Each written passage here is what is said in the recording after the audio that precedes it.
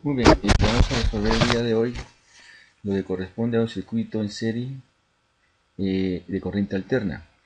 Podemos ver en el circuito que está en pantalla que tenemos presente una resistencia, una inductancia y una capacitancia. Típicamente un circuito serie como este, una aplicación práctica pues la tiene pero muy poco. Veamos cómo es que podemos encontrar los distintos parámetros para analizar de una forma más apropiada un circuito como este. Por ejemplo, lo primero que tenemos que hacer acá es convertir este valor de la fuente de voltaje a un fasor.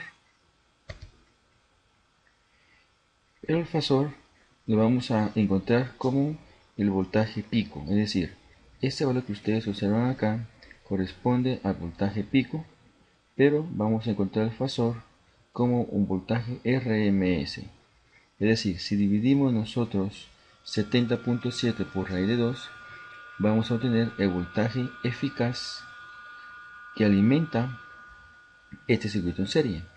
¿Y por qué voltaje eficaz? Porque prácticamente el voltaje eficaz es aquel que vamos a encontrar en nuestras corrientes y que estamos midiendo constantemente con nuestro voltímetro. Muy bien, entonces, el siguiente paso sería, por ejemplo, encontrar la corriente total que el circuito está entregando a cada resistor. Según el principio de la primera ley de Kirchhoff, recordarán ustedes que la corriente eléctrica por cada elemento que ustedes ven acá es exactamente la misma. Y según la ley de Ohm, tenemos que decir voltaje dividido una impedancia total. Impedancia que aún no conocemos. Sin embargo, por estar en serie, necesitamos sumar, por ejemplo, 4 ohmios, que corresponde a la resistencia, más 6 ohmios a un ángulo positivo de 90 grados, más 10 ohmios a un ángulo negativo de 90 grados. Y recordémonos que el 90 el menos 90 es el ángulo de desfase que está presentando la corriente respecto al voltaje cuando pasan por ese elemento. También recordémonos, para ahorrar un poquito de trabajo, que un inductor, el de 6 ohmios como el capacitor, no tienen una parte real, solamente tienen parte imaginaria. Y nuestro resistor sí tiene parte real, pero no imaginaria. Entonces, acá es igual a decir 4 ohmios y vamos a observar aquí que el coseno del ángulo es 0, pero el seno de 90 es 1, por lo tanto es 6 positivo. De la misma manera, tenemos que tomar en cuenta el capacitor, y que es igual a menos 10. Estos valores de acá, lógicamente, imaginarios. De tal manera que la impedancia equivalente para nuestro caso correspondería a lo siguiente. Muy bien. Acá puedo observar que este es positivo. Sería 6, valor J menos 10 sería menos el valor de 4J ohmios. Que si obtenemos la magnitud, más o menos va a tomar un valor aproximado de 5.66 ohmios a un ángulo de menos 45. Entonces, teniendo la impedancia total, ya podemos encontrar la corriente que tiene cada elemento que está conectado en serie. Por lo tanto, dividimos dentro de el valor de 5.66, encontrando la corriente que toma un valor igual a 8.83 a un ángulo de 45 grados de amperio. Ahora, como nos están dando valores de ohmios de una vez, impedancias 4, 6 y 10 ohmios, pensemos en obtener, por ejemplo, el valor de, pongámosle, para la reactancia inductiva, que es omega L, cuánto vale el valor del inductor o cuánto es el inductor, que sería igual a decir XL dividido omega, donde omega corresponde a 377, que es la velocidad angular del fasor de voltaje que alimenta este circuito en serie. Por lo tanto, la inductancia tendría que tomar un valor igual a decir reactancia inductiva, que sería 6 ohmios, la que tenemos aquí presente, dividida 377 radianes por segundo. Este sería el valor aproximado de lo que es el inductor. Igual, para tener claro esto, ¿cuánto vale el capacitor si la reactancia capacitiva es igual a 10 ohmios? Pues de la misma manera, tenemos que hacer una división pronta, solo que acá tenemos que tener presente lo siguiente, que la división tendrá que ser por 1 partido omega XC. Por lo tanto, esa división nos estaría dando el siguiente valor que tomó de 265, que sería aquí, microfaradios. Entonces, lo mismo pueden hacer ustedes al contrario. Si les dieran, por ejemplo, los valores en milihenries y microfaradios, podemos convertirlos a valores de ohmios, como lo vemos aquí, que es la única manera de encontrar la impedancia total y al mismo tiempo o seguidamente la corriente con la cual está alimentando el circuito. Entonces, continuando acá, podemos decir que la I que sale de la fuente es igual a la corriente que pasa por el resistor, también por el inductor, igual por el capacitor. Ahora bien, revisemos otros parámetros. Por ejemplo, pensemos que nos están pidiendo el voltaje en cada uno de los elementos de impedancia, tanto resistencia como inductancia como capacitancia. Entonces, según la ley de Ohm, voltaje es igual a I por R. Como la corriente en el resistor es igual a la I total a 45 grados multiplicado por los 4 ohmios a 0 grados, corriente por resistencia, ¿verdad? Obtendríamos el voltaje en el resistor aproximadamente igual a 35.3 voltios a 45 grados. De la misma manera, el voltaje en el inductor.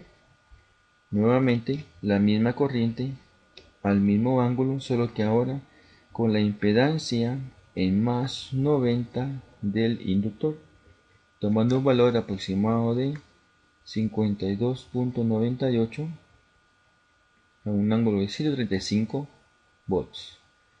Muy bien, se preguntarán cómo lo hago rápido. Pues prácticamente el problema lo tengo previamente resuelto y ya solo estoy explicando el seguimiento que debemos de tomarle en cuenta. Usted pues prácticamente tenga presente que puede pausar ese video tutorial y observar cómo es que se están haciendo las multiplicaciones. Recordemos que estamos en todo caso resolviendo, multiplicando, vectores. Estaba multiplicando las partes enteras, S por 10, y sumamos los ángulos, que corresponde a cuando estamos dividiendo. Entonces, tenemos esos tres valores. Estos serían los voltajes fasoriales de cada uno de los elementos. Ahora, pensemos que les pido comprobar la primera ley de Kirchhoff, es decir, la ley de voltajes. ¿Qué tenemos que hacer? Pues sabemos que la sumatoria de los voltajes alrededor de un lazo cerrado es igual a 0. O prácticamente como decir 50 a un ángulo de 0 grados debe ser igual a la suma que tenemos en el voltaje en el resistor más el inductor más el capacitor, que lógicamente es esta suma que vemos aquí. Entonces, si hacemos la suma tal y como podemos presentarla acá, un fasor tras otro, vamos a tener que obtener los valores con las siguientes características. Por ejemplo, necesitamos una parte real y también necesitamos una parte imaginaria. El valor de X lo vamos a obtener cuando digamos 35 coseno de 45 grados con su calculadora más 52.98 coseno de 1.35 más 88.3 coseno de menos 45, y vamos a obtener en todo caso el valor de la parte real, que les tendrá que dar este valor, 49.95. Luego necesitamos la parte imaginaria. La parte imaginaria la vamos a obtener de forma similar. Ahora aquí vamos a decir en esta calculadora 35,3, seno de 45 grados. 52,98, seno de 135, más 88,3, seno de menos 45 grados, lo cual al hacer el operatorio nos da un valor de 0. Y lógicamente la magnitud de esto, si podemos observar rápidamente, va a ser exactamente la respuesta que estamos buscando. Aproximadamente 49,95 es igual a los 50, ¿qué sería acá? Volts que presenta de alimentación nuestro circuito, y siempre a un ángulo de 0 grados. Recordémonos, para encontrar el ángulo tenemos que hacer la división de la parte imaginaria, que es la componente en y, dividido la parte en x. Tangente inversa de esa división, y lógicamente 0 dividido, porque el número va a ser 0, y tangente inversa de 0 siempre va a ser 0. Muy bien, entonces esa es la parte preliminar. Comprobar la ley de voltaje de Kirchhoff, encontrar los voltajes en forma fasorial, la corriente total de lo que es el circuito en serie y la impedancia. Y ojo, por favor, tomemos en cuenta que un inductor y un capacitor únicamente tienen componentes imaginarias. El resistor solo tiene componentes reales. Y pueden observar ustedes acá, estudiamos con detenimiento esto que es un redondeo acá, para que puedan tener muy claro ese procedimiento. Bien, vamos a pensar en otros valores, como por ejemplo, cuál es la potencia promedio que se le suministra al circuito. Entonces, esa potencia promedio la vamos a obtener de decir I cuadrado R. Y ese I cuadrado R correspondería a la corriente sin el ángulo que pasa o que tiene como valor el resistor, multiplicado por los 4 ohmios sin el ángulo. Aproximadamente la potencia que suministra la fuente al circuito serie corresponde a este valor, 311,88 watts.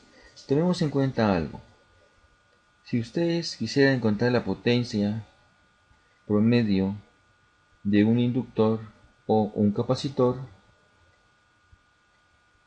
es una potencia igual a 0 watts.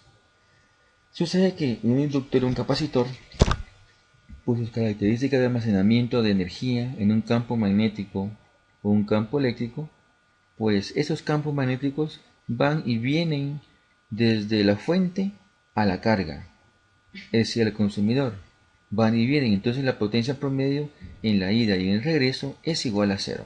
Para esto podemos revisar nuestro libro de texto de Bohlesat en la parte de fasores. Ahí pueden encontrar ustedes que la potencia promedio es igual a 0. Entonces, la potencia que se le suministra a este circuito únicamente está en dependencia de la resistencia que está conectada ahí. La pregunta sería ahora también, ¿cuál es la eficiencia de este circuito? Cuando hablamos de eficiencia nos referimos a lo que llamamos factor de potencia, que ya veremos pronto en clase. El factor de potencia es igual a encontrar el coseno del ángulo de la impedancia total. Es decir, el ángulo de la impedancia total, es decir, el ángulo de Z total, toma más o menos un valor de menos 45 grados. Entonces, ¿cuál es el coseno de menos 45? Pues el coseno de menos 45 sería de esta manera, y que esto es igual a nuestro factor de potencia, es igual a 0.77. Y como prácticamente cuando encontramos la impedancia total, esa impedancia nos quedaba igual a lo siguiente, 4 a menos 4J. Sucede que este circuito en particular es un circuito con características capacitivas. ¿Por qué razón? Porque la parte imaginaria quedó negativa, y particularmente en este caso es un circuito con características capacitivas, lo que llamamos también factor de potencia en adelanto. Es decir, tenemos un circuito que en vez de estar consumiendo energía, está entregando energía. Es más, le sobra energía para poder operar y trabajar. bien podríamos insertar otro elemento inductor en serie con el que ya se presenta. Y si este no es superior a los 4 ohmios, pues vamos a tener todavía que el circuito está entregando energía eléctrica a la red en la cual está trabajando. Ahora bien, para finalizar, este es el diagrama de impedancia de lo que corresponde a este circuito serie. Tenemos 4 ohmios y más o menos aquí otros 4 ohmios. No he colocado el menos porque sabemos perfectamente que hacia abajo corresponde a valores negativos, ¿verdad? Acá, si el vector nos quedara en el primer cuadrante, tendríamos una reactancia inductiva, pero como quedó en el cuarto cuadrante, una reactancia capacitiva, lo que implica aquí, en esta parte, tenemos un circuito con un factor de potencia que llamamos adelanto. Si hubiera quedado acá, en el primer cuadrante, tenemos un factor de potencia que se denomina en atraso. Al final de todo, decimos también que un fasor que quede en el cuarto cuadrante, vamos a tener un circuito con características capacitivas, mientras que si queda el fasor en nuestro primer cuadrante, tenemos un circuito con características inductivas. Este es el tipo de circuito que típicamente está presente en la red eléctrica, porque es un circuito que consume energía eléctrica. Muy bien, nos vemos en la siguiente clase y vamos a seguir analizando, pero ahora desde el punto de vista de un circuito en paralelo.